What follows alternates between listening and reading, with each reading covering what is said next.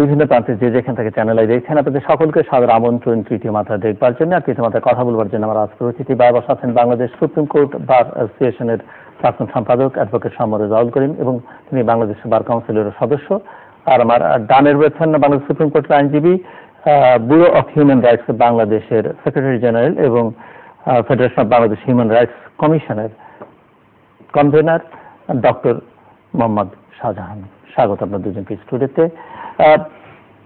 দুজনের আইনজীবী, উনি তো মানবাধিকার নিয়ে কাজ করছেন। দেশে শিশুরা বেড়েই চলেছে এবং ক্রমাগত, এবং এটি বাড়ছে এবং পরিস্থিতিটা খুবই নাজুক মনে হচ্ছে। যে কোনোভাবে রাজনৈতিক হোক, অরাজনৈতিক হোক, পারিবারিক, সামাজিক সব কিছু আক্রমণের লক্ষ্যবস্তু এখন শিশুরা, এবং প্রতিশোধ দেওয়ার জন্য টার্গেট হিসেবে শিশুদেরকে ব্যবহার করা হচ্ছে। কারণ কি বলে মনে হয়? মানে সমাজে বা পরিবারের এই ঘটনাগুলো ঘটছে, কারণ কি বলে মনে হচ্ছে? প্রবণতাটা বাড়ছে। ধন্যবাদ আপনাকে। আমি শুরুতে, আমরা স্বাধীনতার মাসে আছি, যাদের মহান আত্মত্যাগের মধ্য দিয়ে স্বাধীন সার্বভৌম বাংলাদেশের উদ্ভুদয়, সেই মহান মুক্তিযুদ্ধের 30 লক্ষ শহীদ, মুক্তিযুদ্ধের সংগঠক, মুক্তিযুদ্ধের নেতৃত্ব দানকারী প্রধান ব্যক্তি, বাঙালি জাতির অবিসংবাদিত নেতা মহান বঙ্গবন্ধু শেখ মুজিবুর রহমানের বিদেহী আত্মার প্রতি শ্রদ্ধা রেখে আমি আপনার প্রশ্নের জবাব দিতে চাই। আমার কাছে যেটা মনে হয় জিল্লুর ভাই, রাগ ঢাক ছাড়া আমার কাছে মনে হয় যে মূল্যবোধ এবং নৈতিকতার অবক্ষয় এত প্রচন্ড আকার ধারণ করেছে যে এই অবক্ষয়ের বলগাহীন স্রোতে আমরা এমনভাবে ভেসে চলছি, যার ফলশ্রুতিতে এ জাতীয় নিষ্পাপ শিশু, যাদেরকে ফুলের মতো পবিত্র মনে করা হয়, যাদেরকে বিভিন্ন উপমায় মনে করা হয় যে সকল কিছুর ঊর্ধ্বে, তারা নিষ্ঠুর হত্যাকাণ্ডের শিকার হচ্ছে। এই জায়গাটায় মূল্যবোধ এবং নৈতিক অবক্ষয়টাকে আমার প্রধান মনে হয়।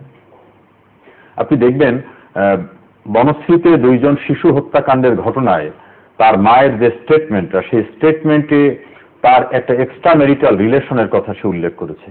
এর পূর্বে মোহাম্মদপুরে একজন শিশুকে হত্যা করার পরে ফ্রিজের ভিতরে তার বডি আটকে রাখা হয়েছিল।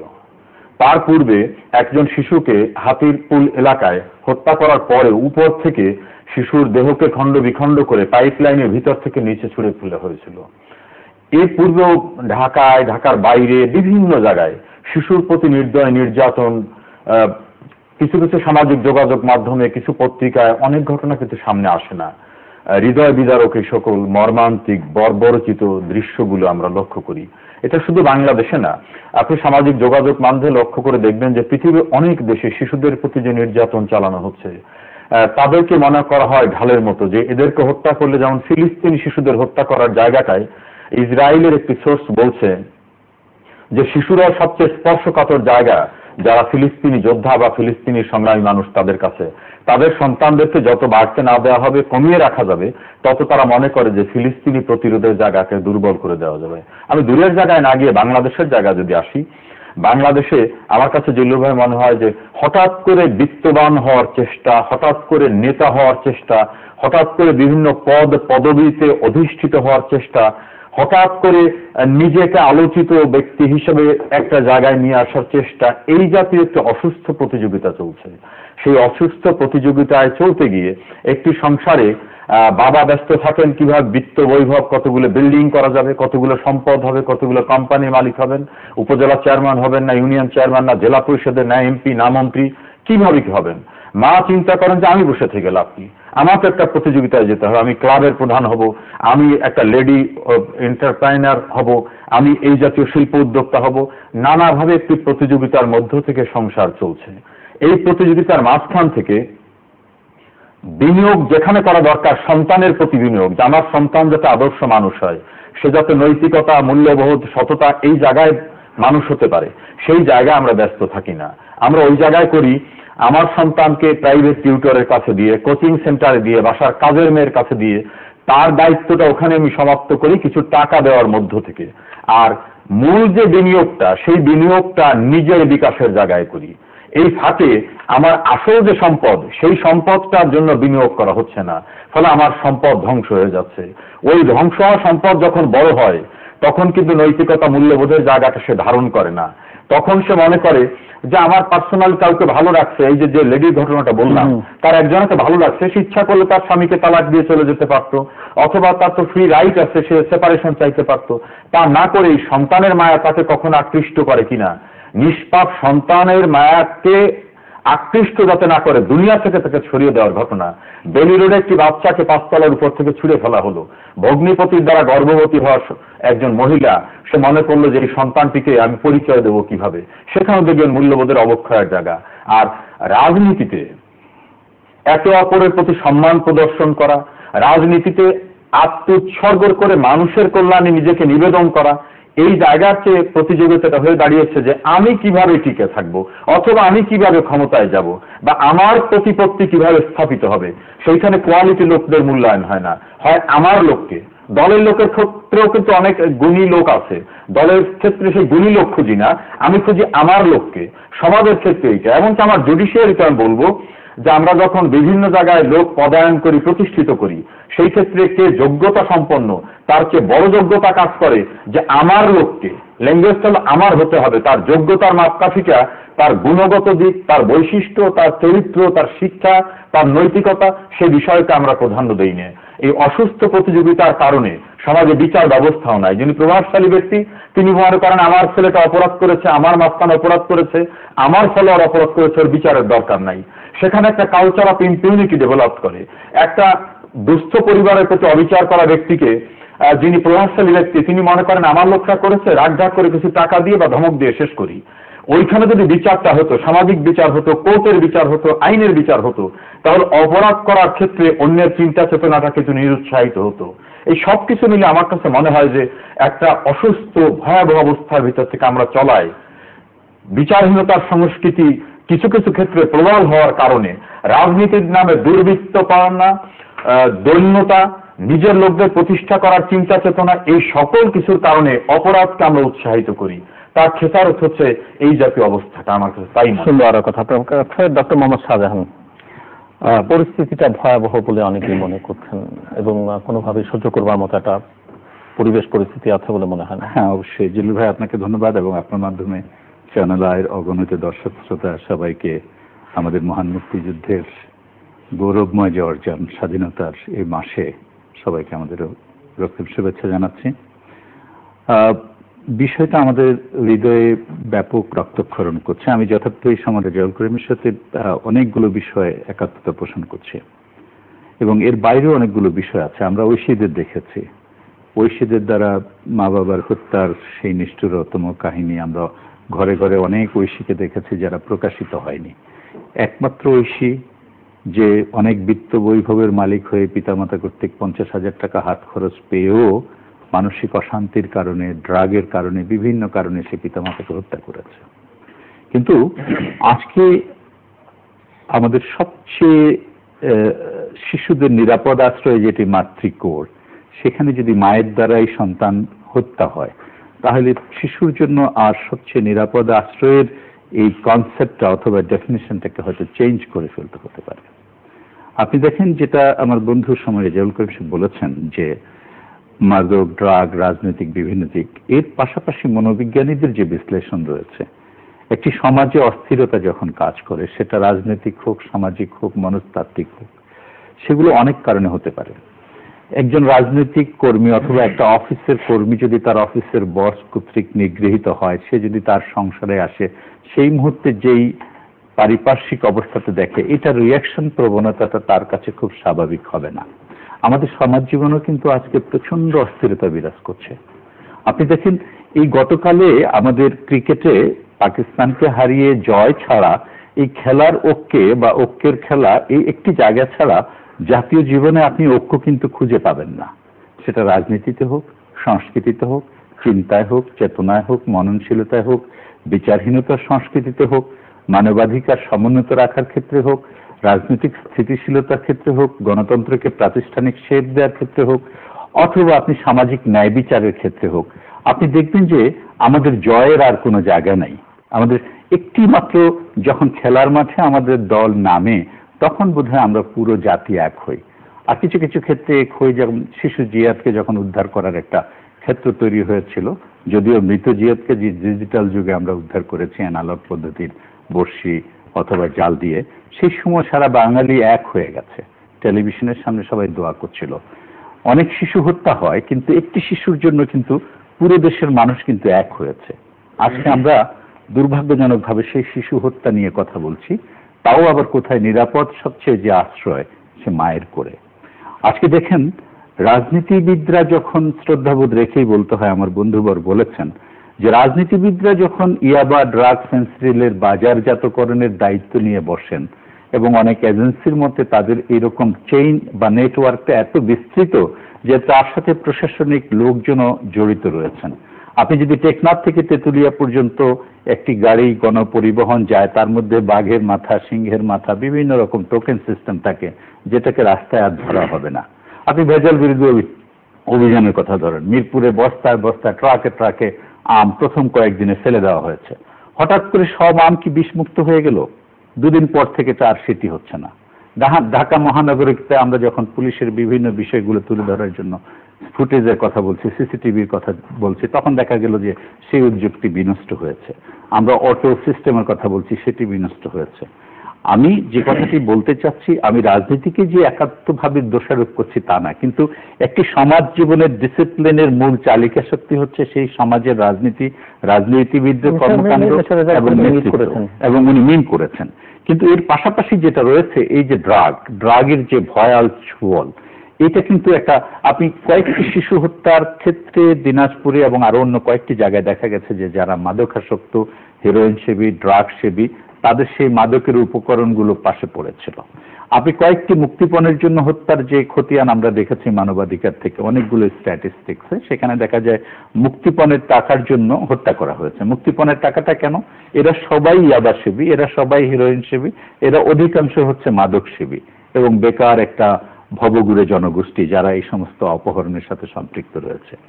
এই যে ঘটনাগুলো, যেগুলো মা বাবার দ্বারা বা মা বা বাবার যে মানসিক অবস্থান থেকে এটা হয়, আমি বিশ্বাস করি কখনো সুস্থ স্বাভাবিক মনের কোনো মা বা বাবা তার সন্তানকে এই নিষ্ঠুর প্রক্রিয়া হত্যা করতে পারে না। পরকীয়ার জেরে মোহাম্মদপুরে হয়েছে, আরো দু একটি হয়েছে, কিন্তু যে ঘটনাগুলো হয়েছে, কেন তাদের দু একজনকে কারাগারে দেখতে গিয়ে আমরা দেখেছি তাদের যে মর্মপীড়ন অথবা তার মানসিক ট্রিটমেন্ট করার পরে যখন তার এই অবস্থাটা ফিরে আসে, তখন সে আর নিজেকে ঠিক রাখতে পারে না।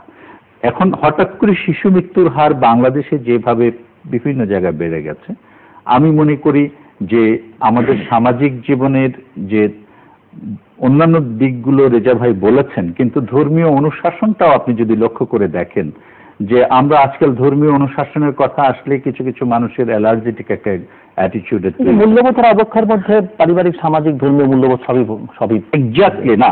ধর্মীয় মূল্যবোধটা আমি মনে করি যে এই কনসেপ্টটির ভিতটা অন্য সব মূল্যবোধের চেয়ে অনেক গভীরে রয়েছে, অনেক গভীরে রয়েছে। এই ধর্মীয় মূল্যবোধ থেকেই তৈরি হয় পারিবারিক মূল্যবোধ, সামাজিক অনুশাসন, বা ধর্ম বড় একটা ডিসিপ্লিন। ধর্ম হচ্ছে ইজ এ বিগ রুল। সুতরাং আমাদের যেখানে আজকে আমরা দেখি যে rules for fools, law for laymen হয়েছে, এটা কিন্তু হওয়ার কথা ছিল না। এখানে যার রাজত্ব, যার শক্তি, যার বলয়, যার প্রভাব, যার প্রতিপত্তি, তিনি তত ক্ষমতার অধিকারী হয়ে আছেন। এবং বিচারহীনতার সংস্কৃতি, যেটা আমার বন্ধু বলেছেন, যে এইরকম আমরা স্ট্যাটিস্টিক্স দেখে শিশু হত্যার যেগুলো দ্রুত বিচার আইনে, এখন মাননীয় স্বরাষ্ট্রমন্ত্রী বলেছেন, শিশু বিষয়ক মন্ত্রী ওনারাও বলেছেন যে এগুলো দ্রুত বিচার আইনে এগুলো বিচার করা হবে এবং এগুলাকে স্পেসিফিক অ্যাড্রেস করা হবে। আমার মনে হয় এই এক্সাম্পলগুলো যদি আমরা দেখতে পেতাম, তাহলে এই রেশিওটা অনেকখানি কমে আসতো। বিচার ব্যবস্থার যে দীর্ঘসূত্রিতার কারণে অনেকগুলো লোকচক্ষুর আড়ালে হারিয়ে যায় এবং এই বিচার ব্যবস্থাগুলো যেই ঘটনা ঘটে তার চেয়ে বহুদিন পরে হয়তো আমরা দেখি তার বিচার ব্যবস্থা এবং আইন কানুন কোথায় গিয়ে একজন আসামির ক্ষেত্রে যে একটা, মানে একজন 13 বছর আগে মুক্তি পেয়েছেন জেল থেকে ছাড়া পেয়েছেন, মানে 13 বছর পরে আদালত তাকে মুক্তি দিয়েছে, 13 বছর আগে জেল থেকে ছাড়া পেলেন 13 বছর পরে সে যদি সেই ভারতীয় কাহিনীর ছবি বিশ্বাসের সেই ছবির ডায়ালগের মতো যদি বলে ফিরিয়ে দাও আমার 12টি বছর বা ফিরিয়ে দাও আমার 13টি বছর, কে তাকে দেবে? কোথায়, কিভাবে দেবে? আবার আপনি দেখেন যে অনেকের দীর্ঘদিন যার বিচার হয়েছে, অনেকে এরকম ভাবে আদালতের বিভিন্ন প্রক্রিয়া জালিয়াতি করে বেরিয়ে এসে রাজনৈতিক ছত্রছায়ায় সবচেয়ে বড় ধরনের ক্রাইম করেও সেই বিচারও কিন্তু আমাদের লোকচক্ষুর দৃশ্যমান কিছু কিন্তু হয়নি, সেটিও আমাদের বাংলাদেশেই, এবং তারাও খুব ক্ষমতার বলয়ের মধ্যে থেকেই কিন্তু রাজনীতি করে যাচ্ছে এবং তাদের সম্পর্কে অনেক কথা উঠেছে। এক গডফাদারের পতনের পর আরেক গডফাদারের আত্মপ্রকাশ বা তিনি এসছেন, কিন্তু মানুষ আতঙ্কের সেই জনপদ থেকে এখনো কিন্তু রেহাই পায়নি। সুতরাং আমাদের রাজনীতি, আমাদের সুশাসন, আমাদের মানবাধিকার, আমাদের রাজনৈতিক স্থিতিশীলতা, গণতন্ত্র সবকিছু আমরা যদি শুধু বলি যে আমরা খুব উন্নয়ন করছি, তাহলে উন্নয়নের দিকটা কিন্তু একসময় আমাদের আইয়ুব খান প্রচুর করেছিলেন, কিন্তু জনসম্পৃক্ততা থাকেনি বলে সেই উন্নয়নের মাপকাঠিতে জনগণ কখনো বিচার করেনি। আমাদেরকে রাষ্ট্রীয় সুশাসন বা মানবাধিকার যে সূচকগুলো রয়েছে, অনেকগুলো সূচক রয়েছে, প্রত্যেকটি সূচককে গুরুত্বের সাথে বিবেচনা করেই একটি সমাজ ব্যবস্থা, একটি রাষ্ট্রীয় ব্যবস্থার মধ্যে জনসাধারণকে অ্যাড্রেস করতে হবে। এই অ্যাড্রেস যদি না করা যায় তাহলে হয় না। আরেকটি জিনিস আমি শুধু 1 মিনিটে শেষ করব, সেটি হচ্ছে আপনি দায়বদ্ধতার কথা ধরুন। দায়বদ্ধতা কি আছে এখন? আপনি যে বাংলাদেশ হেরেছে, জনগণ হেরেছে, আর গুটি কতক নির্বাচনে কিছু জনপ্রতিনিধি জিতেছে।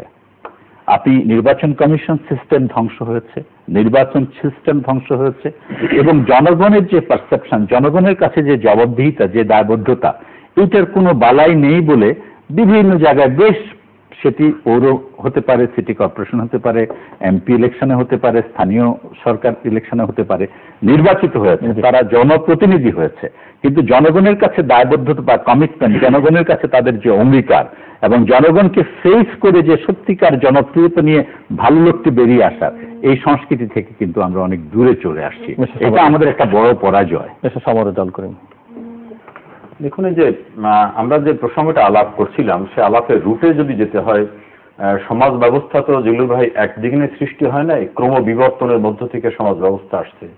আদিম অসভ্য যুগ থেকে কিন্তু ধীরে ধীরে গোত্র প্রথা, অন্যান্য ভাবে সর্দার প্রথার ভিতর থেকে একটা রাষ্ট্রীয় ব্যবস্থা আসছে। সেই রাষ্ট্রীয় ব্যবস্থা গ্রাসরুট ইউনিয়ন পরিষদ থেকে শুরু করে এখন পার্লামেন্ট রয়েছে, ক্যাবিনেট রয়েছে, সেখানে অনেক লুফআউট রয়েছে, অনেক ত্রুটিও রয়েছে। এবং এমন একটা সমাজ রাষ্ট্রে বসবাস করছে যেখানে সবগুলো প্রতিষ্ঠান নিয়ে এখন বিচার বিভাগ নিয়ে বিতর্ক হচ্ছে, প্রবলভাবে হচ্ছে, সংবাদ মাধ্যম নিয়ে বিতর্ক হচ্ছে, যথেচ্ছ পরিমাণে হচ্ছে। দেখুন, বিতর্ক হওয়ার মতো ক্ষেত্র রচনা আমরা করলে হবেই। আমি এবং আইন শৃঙ্খলার দায়িত্বে যারা রেজাল্ট হয়, আপনাকে সাপ্লিমেন্ট করি, আমাদের সেই পুলিশ বাহিনী কি বিতর্কের ঊর্ধ্বে যেতে পেরেছে? তাদের তো বিতর্ক এত বেশি, তারা তো প্রবলভাবে হয়ে উঠে। আমি যেটা বলতেছিলাম যে এই গোড়াটায় হাত দিতে হবে, কারণ আলোচনা যখন এসেছে তখন বলতেই হবে। পুলিশ বাহিনীকে আমি খুব অভিযুক্ত করতে চাই না, এই কারণে তাদের চালক শক্তি যারা, স্টিয়ারিং যাদের হাতে, তারা তাকে যেভাবে ব্যবহার করবেন তার বাইরে ব্যবহৃত হওয়া কম আছে। আমরা কি একথা বলতে পারি না পুলিশের প্রতি অবিচারও হয়েছে? সেটাকেও বলতে হবে। একজন কনস্টেবল বা একজন সাব ইন্সপেক্টর কখনো কখনো 48 ঘন্টা 72 ঘন্টা একটি ড্রেস পরে ডিউটি করেন, তার একটি বুট তার পায়ে থাকে, এর ভিতর থেকে তাকে গাড়িতে খাবার সরবরাহ করা হয়। কখন করা হয়?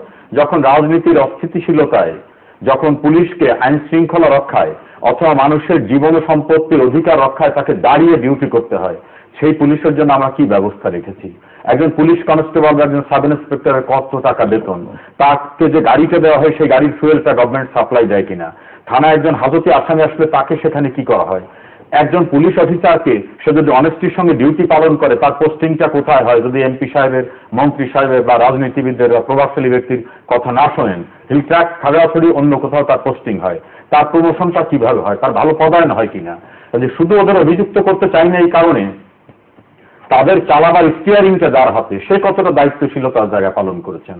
আমাদের সমাজ ব্যবস্থায় সজান ভাই বলছেন যে এই নির্বাচনী ব্যবস্থায় সাংবিধানিক প্রতিষ্ঠানগুলো বিতর্কে পড়েছে। ট্রু, আপনি জিল্লু ভাই বলছেন, আমি আপনার সঙ্গে পরিপূর্ণ একমত, কিন্তু এই প্রতিষ্ঠানগুলো ধ্বংসের দায়িত্ব শুধুমাত্র পার্টিকুলার একজনের ক্ষমতায় থাকাই নয়, এইটা দায়িত্ব যারা রাজনীতির নামে দেশের বড় বড় সৃষ্টির কারিগর রাজনীতিবিদরা, আবার দেশে যে ভয়াবহ রাজনৈতিক টর্নেডো আইলা আসছে তার খেসারত কিন্তু রাজনীতিবিদদের দিতে হয়েছে, তাদের ব্যর্থতার কারণে এগুলো এসেছে। আমাদের দেশে ধরুন পার্শ্ববর্তী দেশে মহাত্মা গান্ধী রাজনীতিকে বলতেন অহিংস আন্দোলন, মহাত্মা গান্ধী কিন্তু সফল হয়েছেন, অনেক অত্যাচার সহ্য করেছেন। নেলসন ম্যান্ডেলা কিভাবে মুভমেন্ট করেছেন, মার্টিন লুথার কিং তিনি কালো মানুষের অধিকার কিভাবে প্রতিষ্ঠিত করেছেন, সে আমেরিকার মতো দেশে কালো মানুষকে আজকে রাষ্ট্রপতি। আমাদের সমাজ ব্যবস্থা যদি ধরি, এদেশের রাজনীতি যারা করে গেছেন, সরওয়ার্দী, শেরে বাংলা, মাওলানা আব্দুল হামিদ খান ভাসানী, বঙ্গবন্ধুর কথা ধরুন, জীবনের 14টি বছর কারান্তরালে ছিলেন। তার অসমাপ্ত আত্মজীবনী পড়লে বোঝা যাবে যে মানুষ কত উদার হতে পারে, কত বিশাল হৃদয়ের অধিকারী হতে পারে, অন্য রাজনীতিবিদদের প্রতি তার শ্রদ্ধার জায়গাটা কেমন ছিল। আবার মাওলানা ভাসানীর জীবনের উপরে অনুলেখন একটা বই প্রকাশ হয়েছে। তিনি বলছেন, আমার দেখা আমার সারা জীবনের বেস্ট সেক্রেটারি ছিলেন শেখ মুজিবুর রহমান, ওই জায়গাটাও স্পর্শ করতে পারে নাই। এই জায়গাটা হচ্ছে কি, সেই রাজনীতিকে তো আমরা লালন করি না। আমরা রাজনীতির পরিশীলিত, পরিমার্জিত সৃজনশীলতার জায়গা না।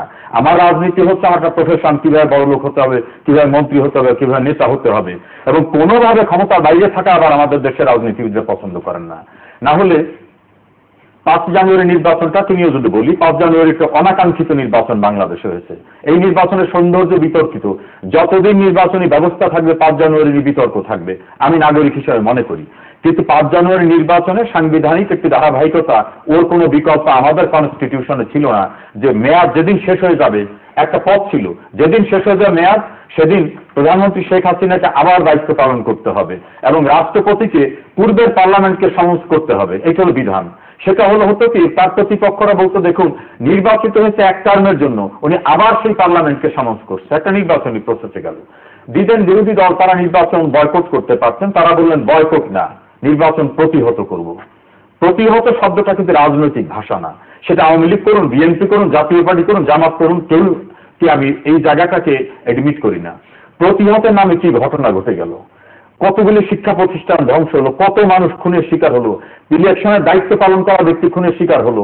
আবার ল এনফোর্সিং এজেন্সি ওইটা ঠেকাবার নামে গিয়ে কখনো কখনো এমন বাড়াবাড়ি করলো যে ওই ঘটনায় জড়িত না তাদের অনেককে গ্রেপ্তার করে থানা এনে ছেড়ে দেওয়া, কখনো গ্রেপ্তার বাণিজ্য করা, আর অনাকাঙ্ক্ষিত অনেক পরিস্থিতির সৃষ্টি হলো। তার ধারাবাহিকতা অনির্দিষ্টকালের অবরোধের নামে পেট্রোল বোমা সহিংসতা সারা দেশে কি ভয়াবহ নৈরাজ্যের সৃষ্টি হলো। তাতে আবার অনেক মামলা হলো, সেই মামলায় যারা আসামি, সেই আসামিদের গ্রেফতারের বাইরে যারা ইনোসেন্ট লোক, এরকম অনেক লোক আসামি হয়ে পড়লেন, রাজনৈতিক শিকার হয়ে তারা রিমান্ডে গেলেন, বিভিন্নভাবে হয়রানির শিকার হলেন। এই কথাটা এই কারণে বলছি যে রাজনীতিতে যদি পচন ধরে, তাহলে সেই জায়গাটায় যে যখন ব্যবহার করেন, পুলিশের প্রতি যখন আপনি বড় একটা ঢিল ছুড়বেন, পুলিশকে যখন আঘাত করবেন, তার হেলমেট দিয়ে রাস্তায় পিটিয়ে পিটিয়ে মেরে ফেলবেন, তখন পুলিশের আর এক কনস্টেবল আত্মরক্ষার জন্য গুলি চালাবে। এই সমস্ত ঘটনার রূপটাই ফিরে আসতে হবে। দূরের দৃষ্টিতে আমি আপনাকে যদি শেষ করি, যে রূপটাই ফিরে আসতে হবে যে রাজনীতিকে যদি আমরা সৃজনশীল করতে না পারি। কালচার অফ ইম্পিউনিটিটা কি, যে আমি এখন ক্ষমতায় আছি, আমার লোকরা কোনো অপরাধ করলে তাদের কোনো বিচার হবে না, that is call culture of impunity.